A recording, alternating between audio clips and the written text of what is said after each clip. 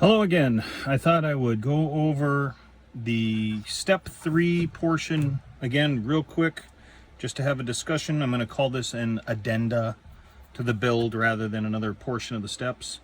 I just wanted to go over a couple of things. One, I finally finished up the wheels to the point where I'm happy with them. I ended up having to rebuild them, remanufacture them. I'm not exactly sure how I want to put it, and made a new back piece here in this lighter color resin that helps to see it better, so that it fits on the Tamiya kit well without issues. The nice thing is that using the Tamiya sprockets, which are incorrect, but let's say you wanted better wheels but you weren't that worried about the sprockets, they are in line with the sprockets on the mount.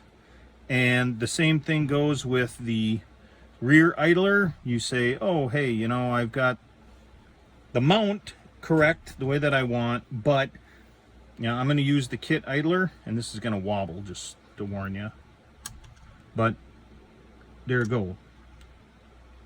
Everything's in line, so you can use the Tamiya tracks and build it right the way that it is without issue. I will be working on both a new sprocket and a new idler. I'll make a separate update for that when it finally gets done. It's just turned out to be a bit more work than I thought that I could handle, especially with all the other stuff going on. Another thing is the return rollers. I didn't really have to do much with the small ones, so they're ready to go. The tall ones were a little bit too long, so I had to pull them back in. So now they're in line with all of the tracks as well. Everything is in good shape. This size shows the unmodified hull with the mounts still there for the Tamiya return rollers.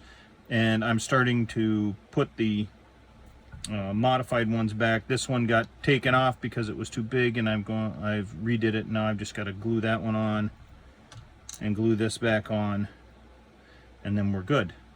And the important thing to note is that this one and this one are a little bit higher, that one's a little bit lower.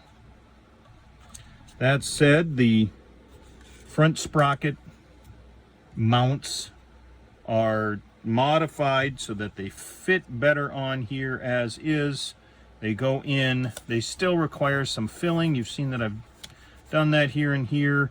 I am not too worried about it, but it does take, you know, filling and sanding, and then filling and sanding again. Pretty much the same story as what you always hear. By the way, none of these wheels are glued on. They're just press fit together with the Tamiya polycaps in between. Filled that in with a piece of plastic like I showed last time, and sanded it up. Same thing with the bottom of the hull. This rear area is taking a lot more work. It's really rough right now, so I'm probably going to have to go through and fill and sand these two areas at least one more time. I've got this area worked on. Again, I have the rear piece that's going on there. It looks really good, but I need to pull that bottom portion in about a millimeter or so that it's not quite so far away from the mount. Let me show you what I'm talking about. And I just haven't had the time to do it. So you can see here there's quite a bit of space in between them. And what I want to do is get that so that it's more like that. So about a millimeter I've got to shave or add in there, and that involves going in and dealing with my files. And since I am learning this CAD, you know, I guess this is where I can go into it. Since I am learning CAD and I am learning it on my own, I'm not taking a class or anything, just YouTubing and experimenting.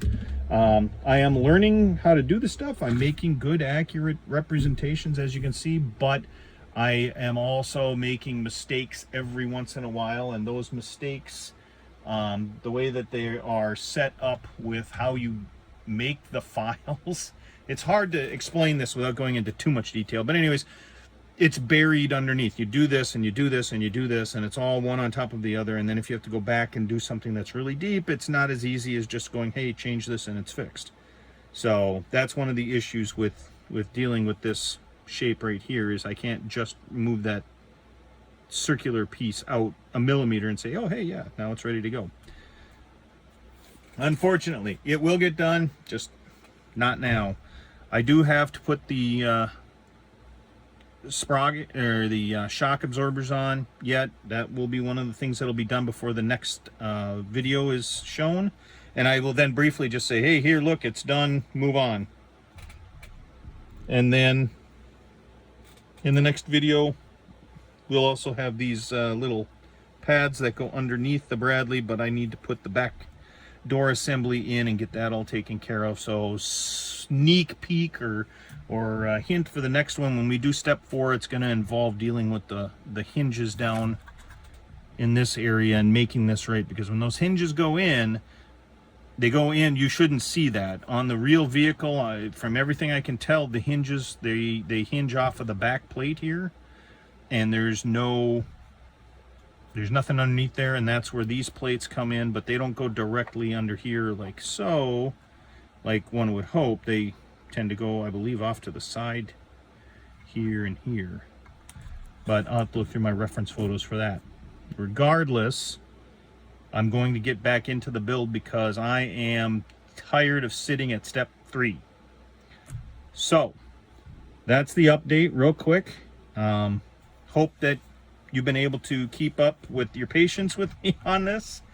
And one of the cool things I was able to do with the correct wheels now, with everything correct, is I've got correct spares as well. I think they look pretty cool for mounting up on the turret basket or on the side or wherever. We'll get to that at a much later step. So with all that said, the next video will be for step 4 and dealing with that rear door. So sorry it's been so long. I hope to be involved doing this more with you soon, and I'll see you for step 4.